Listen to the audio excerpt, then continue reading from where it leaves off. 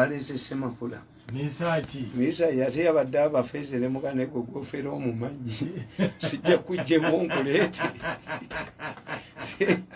Misaki bwetuli abaana bange toyinza kulowooza nti baana ba musajja mukambwe nani wange yanga nti nga Misaki simu bwenje kuba tagikwata konze nenkubira Misaki naye Misaki yaŋŋambye nti ogenda nongatta ku famire ya Mukajanga siva mu famire ya Mukajanga famire ya Mukajanga yava mu ya Senkole naye ate nti isule gwe nnina ye yaganye nga naye Senkole naye yali wa Mukajanga but that what you see kyobola nti yeri tumwine olwaliro ayogera birala at that time when Mukajanga mwamulowooza kambabuuza lwaki Mwanga yayo kyabasomi Abaganda ne batamujjaako. There are two issues. One, waliwo Katikkiro Mukasa tayogerwako. Katikkiro Mukasa yali musajja musamize era yaziyitanga eddiini eng'enyi ye ng'amanyi nti Christianity ejja kgenda n'abazungu. Ekyokubiri, Mwanga n'alowooza these are embassies. Once you chase away the basomi, wabasomi nabaga nti bategeeza ddiini, those who were educated. Nti Makai yaleeta printing press, waliwo Musenyoli bamuyita Vikanani, naye n'aleeta printing press y'Abakatoliki yagijja mu Algeria. Kakati printing kyali kitegeeza okufuna abasomi. Abasomi, educated ones. Si kusoma ddiini kwokka, educated ones. Era Makai bwe yaleeta printing press bagamba mbu Bokisa agireeteddemu mukazi we. So the printing press. Kakati yabaga nti mubeere mu lubiri. Mutesa yabagamba mubeere mu lubiri. Naye Mutesa by the time he ended yayingira obukristiyani, nayingira obusami, nayingira ondeeta recording yange.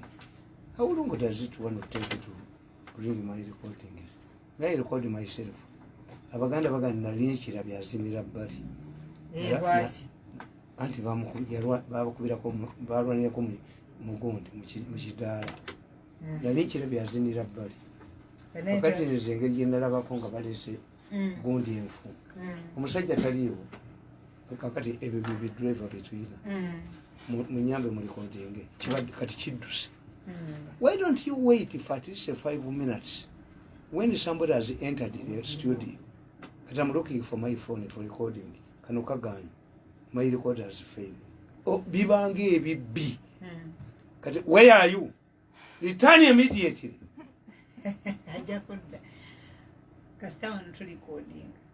Kubanze na kirabako. When you record, I take it. Mwina kapasi ya sawa me. Tulina kapasite nene nnyo. Anti kyenkubuuza ngenda nabyo obanga oba ebyakadaga tebiriiko recording onompeereza Bluetooth. Yes. Kakati Bluetooth. Kakati mbabuulira ne mbagamba nti why did Christianity Mwanga yalowooza nti bw'ogoba abasomi embasi zaabwe oba ozikaddewo. Ekyokusatu nti baabatunuulira nga abajeemedde kabaka. This was a liberation to chase away the British at that time. Ekyokusatu Abaganda baali bagezi. Bamayega bakiwalabe bali bamakuuya. Uneducated Muganda is stupid. Kiwala Museveni yasooka ne yereega ku bataka nga bayogera nabo. Museveni agenda okitegeera nga abataka bali tradition okuleeta abayigirize. Ne kabaka n'adda olukiiko n'aluteekawo. The traditional Muganda muyigirize nnyo tayagala ssente. Muganda ye mwagazi wa ssente ava mu kubuya baana. Kati Abaganda balina amagezi gaali bwe gati. The Baganda knew ti kabaka tatta naye basaakiriza. To insulate the kabaka. Abaganda bayigira Mwanga amagezi. Omuganda tatwala mwana we gwazaala biological mu lubiri. Tubayita nvuma. Abaganda bwe bajjanga abaana e Busoga ne babajjawo e Bunyoro nawa nga tubatuuma amannya g'Abaganda amutwale kwa mukazi we Kaddulubaale n'ayimugiriza kalica y'Ekiganda kyonna n'amutwala mu lubiri. if Mwanga had killed Baganda bali mutiddewo. Mwanga did not kill Baganda. Era in 1862 speak bwe yajja ne mundu wano Mutesa yamubuuza nti emundu eyeekola nti ekola ne baleeta ente n'ezita etta omuntu nti bajjayo omunyolo mu kkomera gwe bayigirako emmundu balawo betta etta kabaka yitenza kutta Baganda baali muse aba Matiya Mulumba bakaloolirwa nga basajja Matiya Mulumba musajja muki musoga era akatale bakabulamu kaliko owino ne bakabulamu Matiya Mulumba era musoga si Muganda. Most of these Baganda Kirani leaders they're not Baganda. That's one. At that time okubera related to Mukajanga was a devoted man over the Kabaka. Yatunulya Mukajanga, and at that time the British were encroaching on Uganda's independence. The same way, Eri Tumwine, Buyaro was entrenching the government. Eri Tumwine yagamba tuliko tayari naye nyimba wosongis. Eri Tumwine ne bamuyita mu parliament n'agaana okugendayo ne Kaka n'agaana okugendayo. Kakati what is happening? What is making Eri Tumwine panic? Yes, nawandika mu 2012 ti omukulembeze yenna mukoze ensobi mu Africa, including my man Museveni. They made a mistake. Bwe bagenda mu African Union balwanyisa ebintu bibiri. All of them, all African countries joined ICC en mass.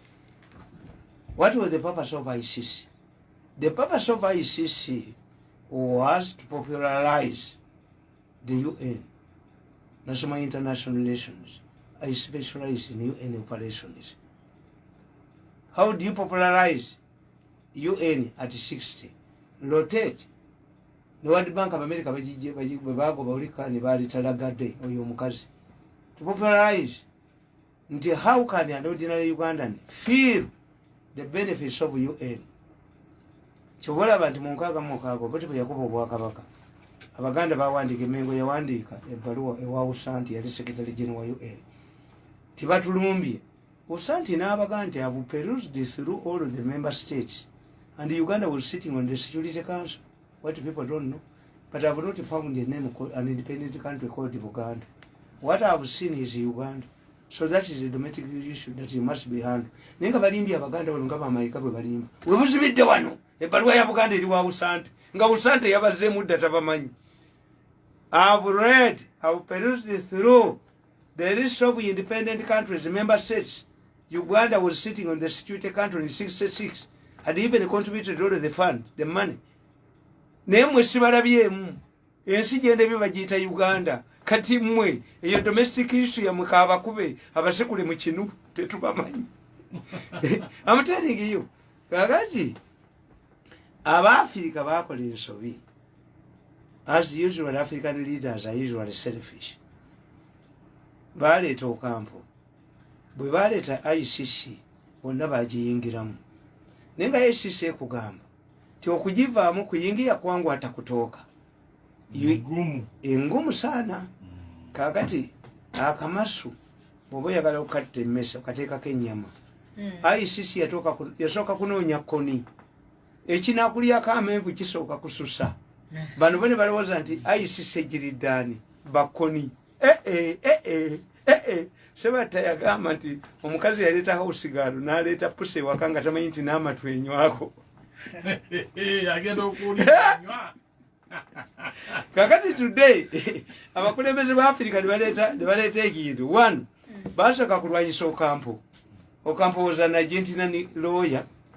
Yali musajja nga awasa bakazi bakadde n'abanyagako emmaali. Gwe basooka okuleeta ne baleeta Beesunda, a female woman from Gambia. Naye ng'ewaabwe tayogera biriyo. Jaka Mahaya was a dictator. Akeera kumakya nakusekula ddagala mbu yamanye eddagala lya sirimu alina oguggo bwe guti. Yagendanga nako mu African Union. Naye nga Beesunda ewaabwe tayogerayo. Kati African leaders made two mistakes. One, that let us remove Ocampo. No, removing Ocampo was not the solution. Replacing Ocampo with Beesunda was not the problem. You have not changed. These were just faces of the American interest. 2, America, si member ya ICC. No. But America enforces ICC. Why? Nigeria is a member. Don't you ask it? Why is it that America is not a member? Because America is not constitutional. No American citizens shall be subjected to foreign law. We have single violations. Africans were excited. 2, sitting presidents will not be taken to ICC. Okay, Muliba Kabaka. And you know, about African leaders back in Soviet. Did you become kings? Tichiri yo. Ndikati Bashiri bamutwala. Ate gundi yagamba Gaddafi nti okuvale mu gundi Obasanjo yali agala ekisanja ekyokusatu. Nagende wa Bush n'amugamba. Namugasa okuweyoteera. Yawayoteerera Bush ekisanja kimu. Namugamba wumuntu. Let us test Nigerian democracy. Moyi yagende wa Bush n'agaana omulabo. N'alaba woko ne batowoko. Era Moyi yavaako. Kubanga zibiro nebimulaba. International politics is dictated nabagante global village. The chairman of the global village is Biden now. Yalina agenda ya human rights. Akati today, what is making Eric Tumwine panic? Eric Tumwine is panicking because biyayogera byonna. Shoot them. Do what? Yes, was entrenching the government, but now you have to serve two publics. Some public relations. 1, the international public. Nebakuga nti safe houses noziremezaawo. Nzoma kyenyambira abantu bano basooka ne bampita mubi. Naye myamwe strategist. Natuli abasajja bano. Ababaana nembatuli kati bali mu Serena. Are you not sitting in Serena now? Ne chairman wabwe ndamukubidde simu. Ne muga drive in your lane. Sisobola kudda mu government sobola bakolera. Why? I'm a strategist. Nimbaga nti mulowooza byuma bye bibakwata. Nabawulidde nga boogera nti the man is a magician. It is true. I'm a magician. I'm not an ordinary Uganda. Nkubuulire kyama. Jjajja wange azaala kitange. Bamuyitanga abantu bamuyita ndyeramulira naye nga ye nyeramuliro. Tesalaba ko jjajja ng'agenda mu ttooyi. Baalitanga manda n'agazikiza. Very powerful woman. Nga bwe babba embuzi ku kyalo n'awandula weddusu n'ekyaba bakwata. That's what I do. Kwebba ku mmotoka zange nkufuŋŋane. Naleeta n'omusajja disiko. Yaleeta emmotoka yange n'agula n'endala. Emmotoka zonna baziyita zange. Gwe gibbeko olabe nkulageko. Oli yatuzikizanga amanda. Gwe omanyi gundi. Omanyi gwe bayita Byalugaba. Byalugaba ayogera nnyo ku maleediyo temumumanyi. Yo nayogera ku maleediyo. Badde manyi commission. Byalugaba namutwalako ewange ewaka waliwo ebintu ebi. When I was born, the day was born. Mama wange yali ava Nalongo okukima amazzi. Yanzaalira ku kitooke kyagaana okula. Up to today. Kikyaliwo. Kyakona. Ekyakona. Ekyokubiri. Era nali nunze embizzi nga bwe ngenda okuteeka ebisasiro n'embizzi zaafa. Kiina territory yakyo. Kati ekyokubiri kyosanga ewange mu nnyumba yange. Mulimu ettogero. Ettogero. Nsuwa nnene nnyo. Egenda mu endebe 7. Kati when my mother bwe yanzaalira ku kitooke yagenda ennyumba yaffe yali yakapooki eya taata wange. Kati akadolinga baby amutwala luddawa mu nnyumba yasanga bwettogero. Ensuwa nnene nnyo ng'etadde ku nkata. Nobody came to claim it. Muyita twin sister wange ali mu nnyumba yange. When you come to my home or in the village, you will see that ettogero obuza Byalugaba. Ekyokusatu jjajja wange yalina enswereezi nga ze bodyguard ze. Nga ziri munju? Munju. Ng'atambula nazo n'otambula. Bwe yatuuka ne zijja ne zinyeenya ne zisinza nange nziina. Ze zaali za jjajjawo ze buuza Byalugaba. Byalugaba mugende mubuuze zibeera mu ttogero omwo. Anti neddazo lutuuka ewaka mu lugende nga nti abakuuma wano muliwa. Kaakati gwe ntabaala nkubbe nkuwanika obukulu. Gwe ntabaala. Ntabaala. Bbe nkuwanika obukulu. bagamba ndi magician. Yes, mbalaba ewange, mbalaba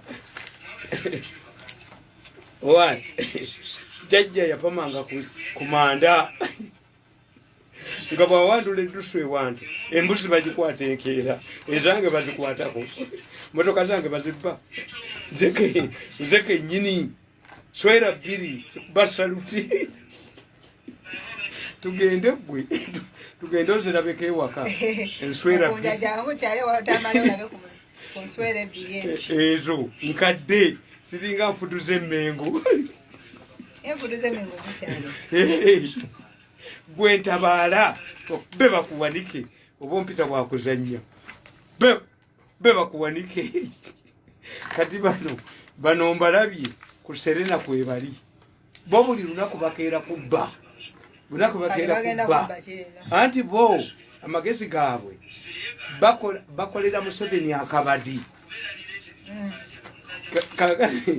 bamala okukolera Museveni akabadi bo ne bamubba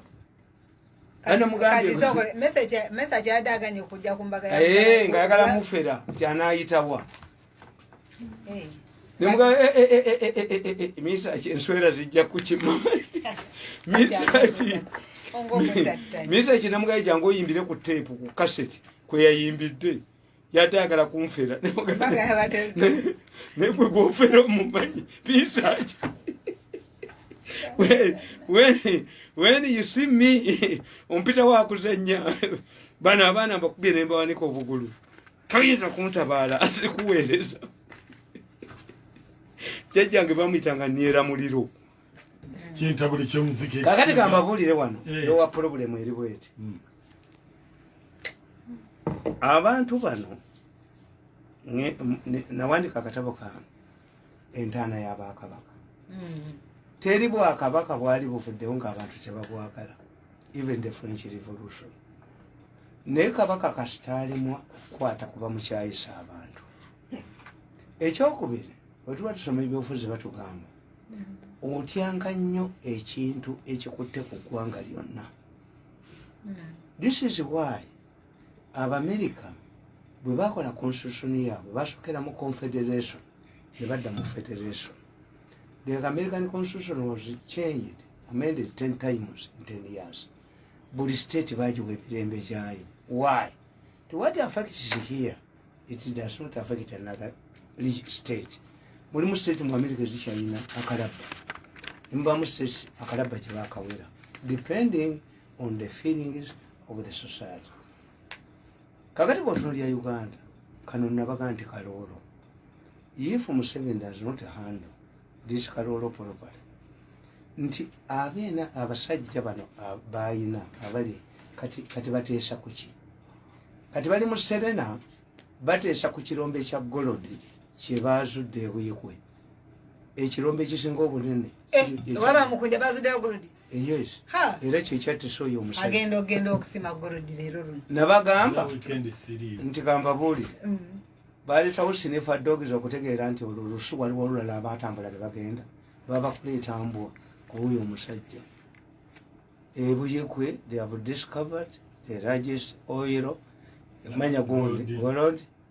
Waliyo ne Nayikondo gye baali basimye. Naye abaasima Nayikondo baakizuula ng'era Golodi. Ate taata wo yaleeta ne bagiggala mayiro namba ebuyikwe. Kakati bali mu Serena bali mbadde mbalaba ewange. Baagala genda sima Golodi. Ekyapa baakifunye. Nankabirwa yabadde atidde Bawalandi Taito Bali Commendation. Ne bayita omuwala bamuyita Sentamu. Bamujje bwe bajja. Nga mbalaba bwendi. Kakati bo ekizibu President Museveni kyayina nti abaana bano mutunuulire okuva lwe baakuba Lukwago ne bamujja mu Ministry ya Health ensi Ministry tetereeranga.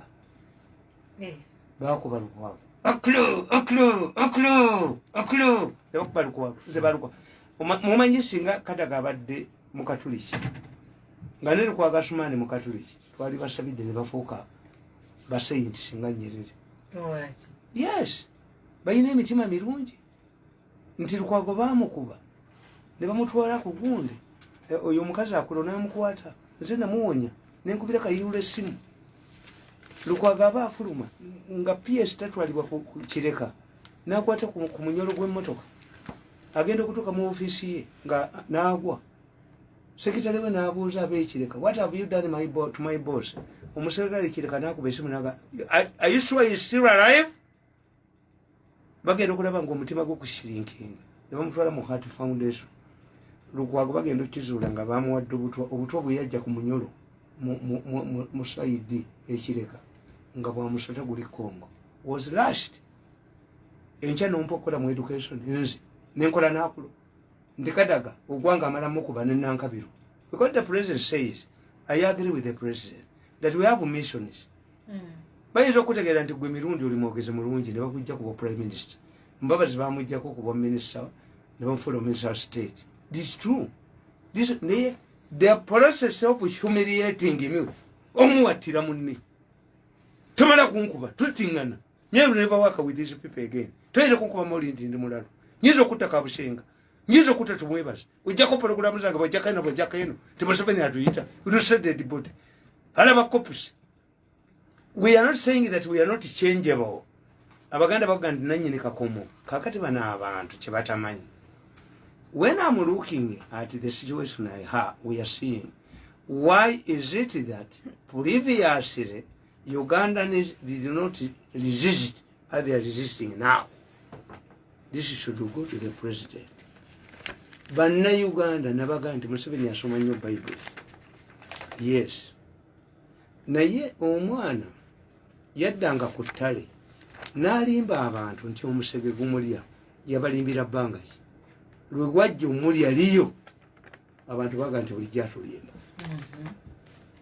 Abantu ba Uganda badde Museveni goodwill nyingi nnyo kusiba Katonga Northern Uganda kukyusa ssente kukola kiti mubadde bubbi batandise okuresistinga. And you people abantu ba Museveni they are out of touch with the population. Mumuwulira okimanyi ogenda kuwasambaga mwewandiisa dda naye emmotoka zonna ziri waka tolinnya boda boda.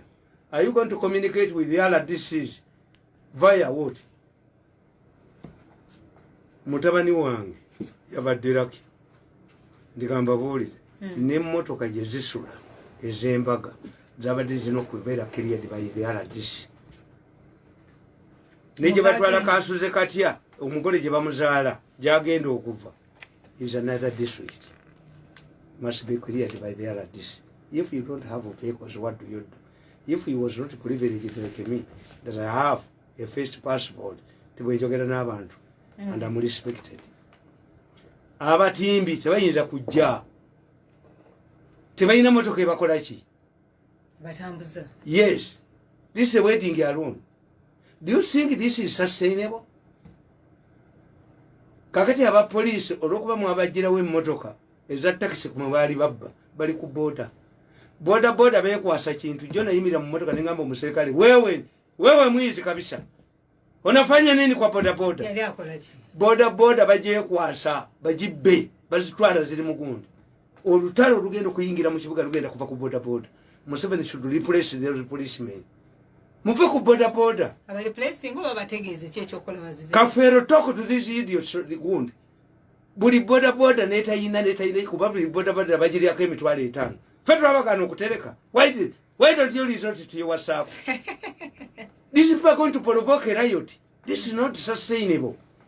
Nti abasajja baba police abali ku nguudo ku boda kwe balya sente naye omuganda akugamba nti oyinza otya okuba obusomyo muli enkejje ekumba lyenkejje lirimu obusomyo nono mwavu kubanga mumugenda nemugamba nti wa boda asomba emigugu atakola katale asomba jani onabadde agamba nti ogenda ekitegeeza aba boda abakola sente be babadde bakola ku butale otherwise they are poor like you nga balina stage katale naye leeta emitwalo 5 leeta sente mmeka why gwe muserikale gwe oli muserikale wa police lwaki gwe toyina sente wuwo nabagamba nti what the president doesn't know nti bwogenda ng'ensambya amasannyalaze rationing bayina gundi bayinaani badda kuyaka omuserikale agenda okuddeka nga amasannyalaze galiiko tasobola kunaaba tasobola kukola ki.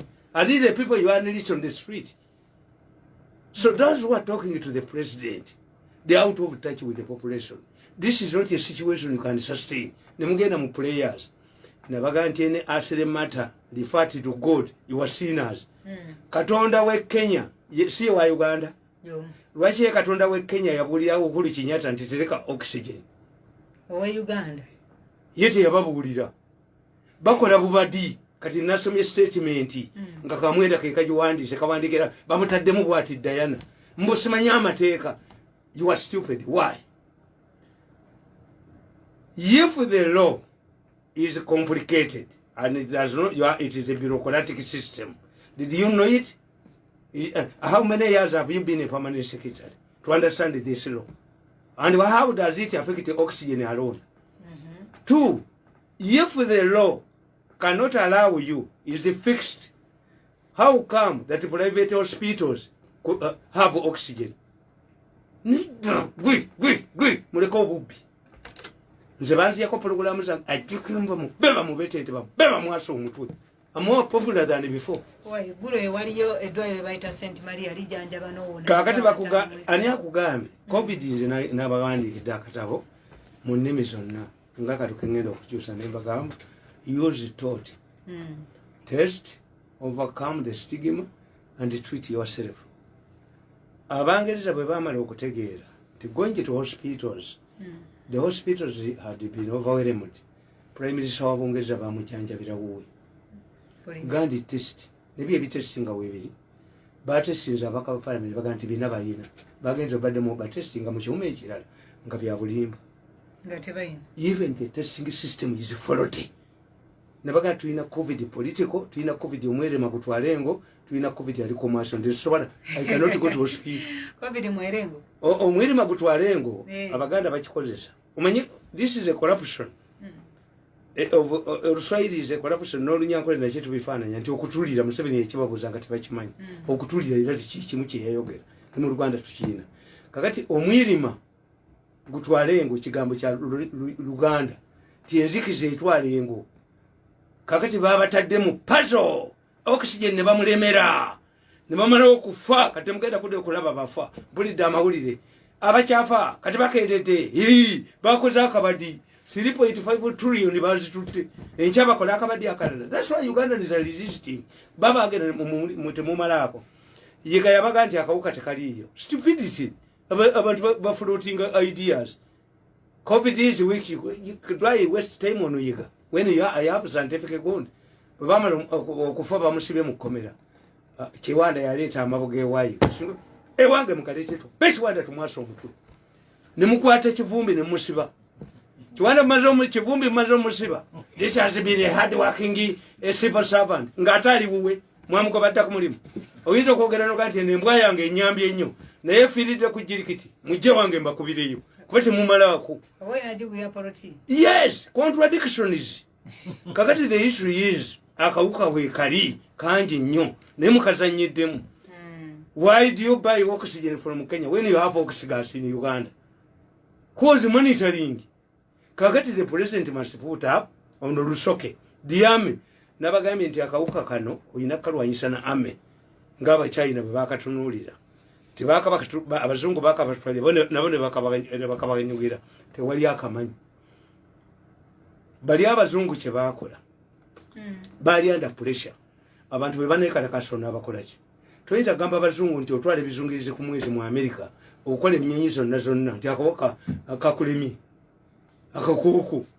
Kati abasajja bali bakola eddagala teryali gundi teryamalayo gundi yalyo eddagala limala emyaka 10 bali kyeketika ku nkima. But they know teddagala baliri bakola olwokuba lyabwe. When it develops after effects they bajja kati bali ku research mwe muyolayo buyozi. That's baby no mwisaka ekiziki omuliro wote okola endali osobola mufuna mu sente kyeyagalire ebbwa lyanjola enjolo nzimanyi omukazi abeera n'ebiseera naturally kati enjola abaganda ze bakoze bakuyisangako wano egundi olukato lwe batadde mu kyoto.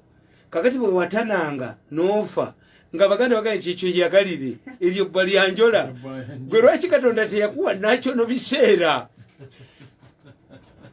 era nze mbagamba nti kana akawuka can be maje military 2 political activists to know the impact 3 we must understand we shall coexist with it 4 Museveni ategeere nti bano bazannya bubadi bagala mujja mbuyinza abantu bebazannya bubadi omanyi tuyina kyetuyita unexpected kakati mukwezi oyo si mukwano gwange naye mukwezi bwagamba nti aleesa akuuma akaguza ababodaboda akaguza eki the timing is bad baavu tuyinza gamba nti tulekemu poliisi mugijjewo kati sente za poliisi muzigulemuki saidi mugijjewo bwemba mutegete nti obuuma bukola obuuma nga nze nagenda ku poliisi ku CPS nesaka oyo omusajja mubuuza owa flying squad namugaye emotoka zange bazibbi mu lunaku lumu emotoka 3 nanga nteeta omunaala ne bandi omunaala nesanga wayo ekisajja kinene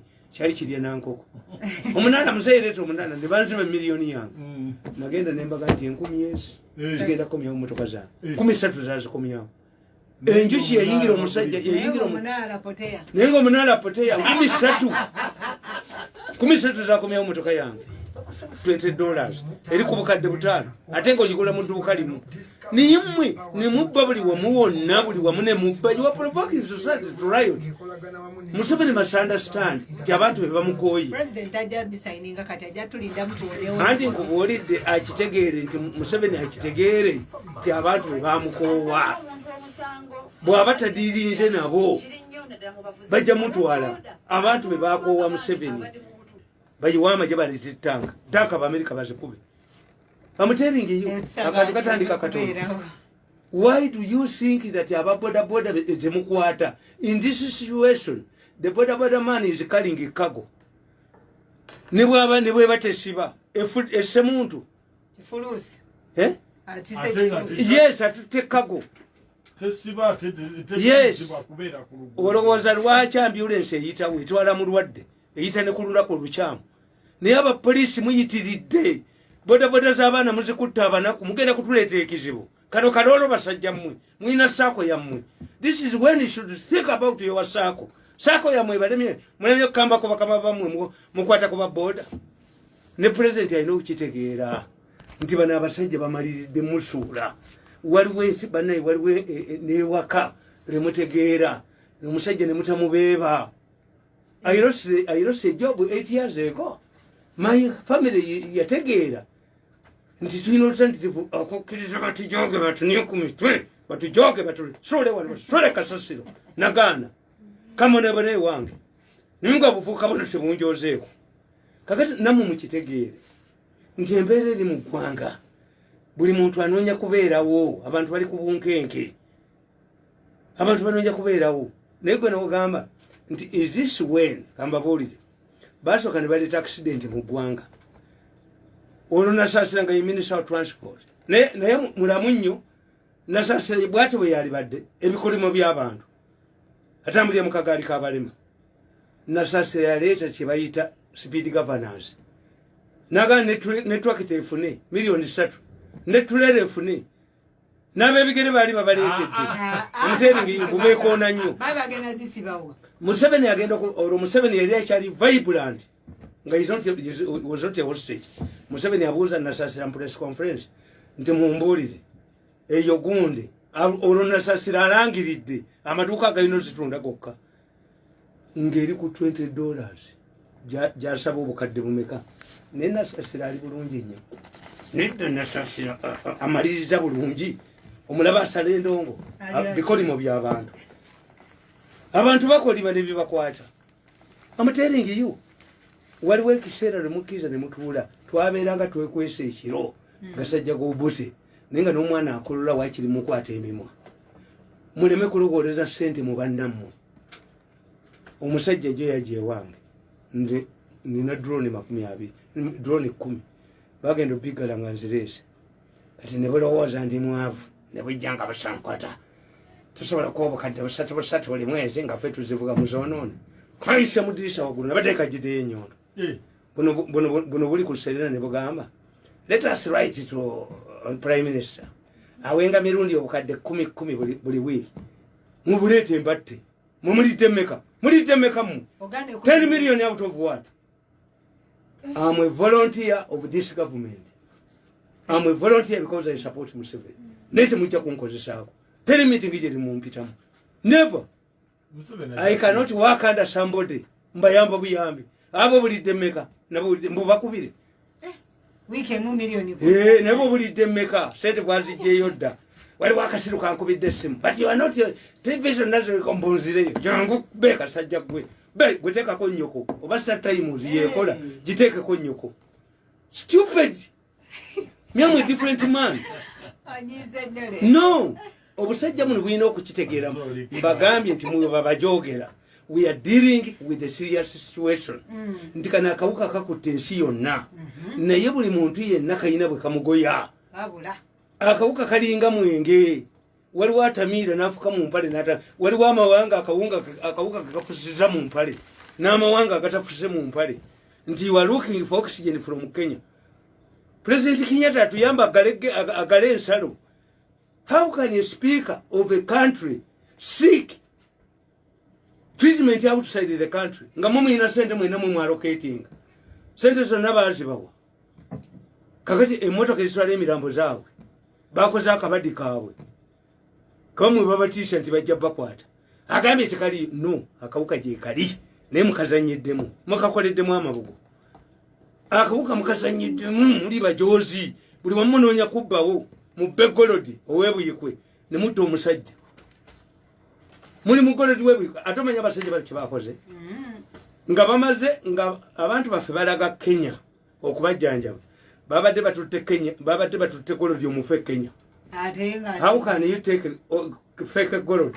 Ngentebe eriyo cementing plant. Mukimanyi tekukisabe kuliko cementing plant. Eggwanga lya mweri ayo noneka. Ne kukisabe kuliko kubanga abajje Kenya bamukolerawo. Abaje Kongo bamukolerawo. Rwanda eyinembwa. Police e Rwanda kukisabe kuliko ombwa.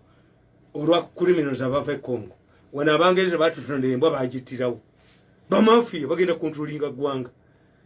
Tajja kwogera yango yango. Be bamutayimbwa mutwe. Nza mu volunteer. I will never work under anybody. Nabanje oyo gumulaba. I went to Nabanje as for 3 days, 4 days. Nazimala wa Nabanje. Ewe jikwate ko tujikwata ko. Nabanje yandabye kewe. Nagamba Lugunde New York nali awekyamisana. Timbaba zize fighting Museveni ngandi ndugo itikandi. Muga irusit. Lugunde avudde ku police yandabye. Yali yandabye. Kati mavi ya kuku mwagasaje. Mavi ya kuku. Na ujenga bamwogera ko. Ate ebyomba byange bikwa nesimu eyo gye mwakobye. Ebyomba byange bijina. Kati mavi ya kuku. Mavi ya kuku Minister of Internal Affairs. Nabagenti ajja kuyisa akulo mu ddirisa. Akulo nenda kalema abo batigomeza abantu. Kakati kambuulira. Ngenda kuzo mwezi 5 July. Ennyonyi ya International Criminal Court is going to land at Entebbe. Bagala abantu 15, 62 surgeons who have been involved in extracting organs. Mukimanyi nti nabino emirambo gino gye babaga nti giri sealed gyaba COVID. Abantu bebagikebera ti organs zirimu. They are still stealing. Nimwe abatawumulako. Basajja mwero akite muumulako. Muli ku Serena mbalaba. Muli ku Serena. Nimwe abatawumulako basajja mwe abatawumulako. Bavubuka mwe Katonda yabatuma sente mmeka mwe. Mwe abatawumulako nga ensi eyo neri mu matongo. Era mutudde kubba. Era mutudde n'olwalero mubbe. Mbadde mbalaba kugundi abagiyita magike bagiyita nti nina amajiri. Mbadde mbalaba beeyisedda. Wabeewo agenda ku Serena oba tebaliiwo. They are planning to steal. Bobuli kagwawo konna nedda. Bannange n'omubbi awummulamu. Eggwanga mulireke. Eggwanga liri matongo mulireke. N'omusajja omwezi ennyo alekako ku mukazi ow'olubuto. Kapa yokka eyo emmese ey'olubuto.